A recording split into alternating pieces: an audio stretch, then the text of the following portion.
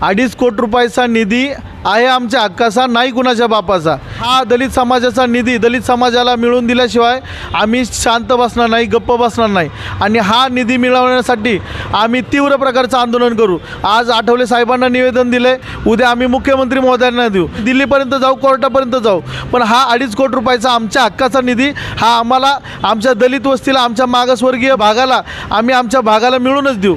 तुमच्या माध्यमातून मी तीव्र असं शब्दात निषेध व्यक्त करतो। जय भीम, जय शिवराय।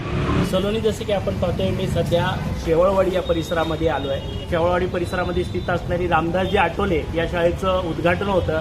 त्या उद्घाटनाच्या समारंभासाठी रामदासजी आठवले साहेब या ठिकाणी आले होते आणि आठवले साहेबांना या ठिकाणी भूपेंद्रभाऊ बेंगळे यांनी एक निवेदन दिलेलं आहे। नेमकं ते निवेदन कशासाठी दिलेलं आहे, काय त्या निवेदनामध्ये लिहिण्यात आलं होतं, निवेदन देण्यापाठीमागं त्यांचा उद्देश काय आहे, आपण त्यांच्याकडनं जाणून घेणार आहोत। आठवले साहेबांची आपली भेट झालेली आहे, आठवले साहेबांना आपण एक निवेदन दिलेलं आहे। काय त्या निवेदनामध्ये नेमकं लिहिलेलं होतं आणि निवेदनाच्या माध्यमातून तुमची काय नेमकी मागणी होती, काय सांगा। जय भीम, जय शिवराय। आपल्या फुरसुंगी उरुळी नगर परिषदेच्या भागामध्ये नगर विकास विभागातर्फे 2.5 कोटी रुपयाचा निधी आला होता। तो निधी दलित वस्तीमध्ये वापरणं हा अभिप्राय होता, पण तो दलित वस्तीमध्ये न वापरता तो तुकाई दर्शन सारख्या चांगल्या ठिकाणी बेकरानगरमध्ये बेकरा माता मंदिराजवळ पापडे वस्ती या ठिकाणी निधी वापरलेला आहे। तर या निधीचा वापर दलित वस्तीमध्ये केला पाहिजे। जे खरे लाभार्थी आहेत या लोकशाहीर अण्णाभाऊ साठे दलित वस्ती सुधारणा निधीचा, ते लाभार्थी या लाभापासून वंचित राहिलेले आहेत, तर ते वंचित राहिले नाही पाहिजे।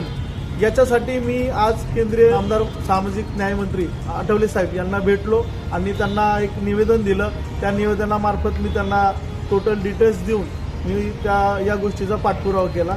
बाकीचा आठवले साहेबांनी मला आश्वासन दिलं आहे की जो खरा लाभार्थी आहे या दलित सुधारणा वस्तीचा, त्या वस्तीला, त्या विभागाला, त्या प्रभागाला तो निधी मी 100% मिळवून देईन, याच्यासाठी मी पाठपुरावा करीन, असं त्यांनी मला आश्वासन दिलेलं।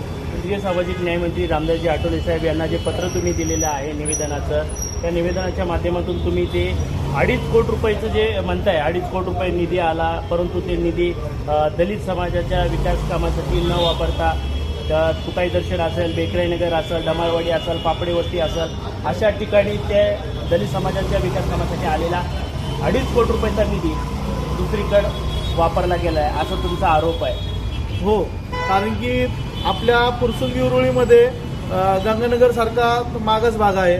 या ठिकाणी दलित बांधव माझे बऱ्याच प्रमाणात राहतात। या ठिकाणी बराच विकास करायचा बाकी आहे। तिथील रस्त्याची दुरावस्था आहे, कचऱ्याची दुरावस्था आहे, कुठलीच गोष्टीची तिथं सुविधा नाही आहे। त्याच्यानंतर फुरसुंगीमध्ये चंदवाडीसारखा भाग आहे, उरुळी देवाची मध्ये काही भाग आहे, या ठिकाणी तो निधी वापरला पाहिजे।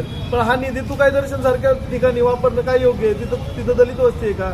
तर या दलित वस्तीचा जो निधी तिथं वापरलाय, माझं स्पष्ट म्हणणं आहे की हा निधी तिथं वापरण्यासाठी या संबंधित अधिकाऱ्यांशी संगनमत करून तिथं मोठ्या प्रमाणात भ्रष्टाचार चालू आहे। तो भ्रष्टाचार करण्यासाठीच हा निधी, दलित वस्तीचा निधी तिथं वापरण्यात आला आहे। दलितांचा जो निधी आहे नेमका किती आलेला आहे?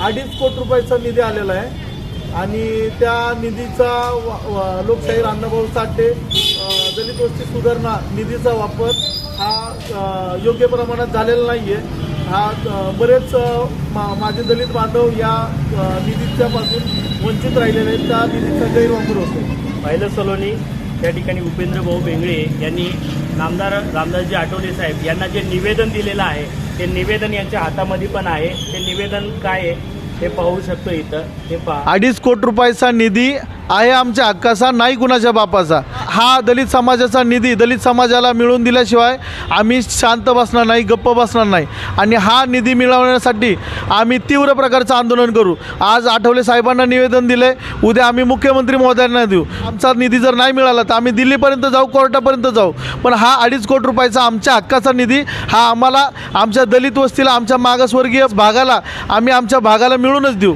तुमच्या माध्यमातून मी तीव्र असं शब्दात निषेध व्यक्त करतो। जय भीम, जय शिवराय।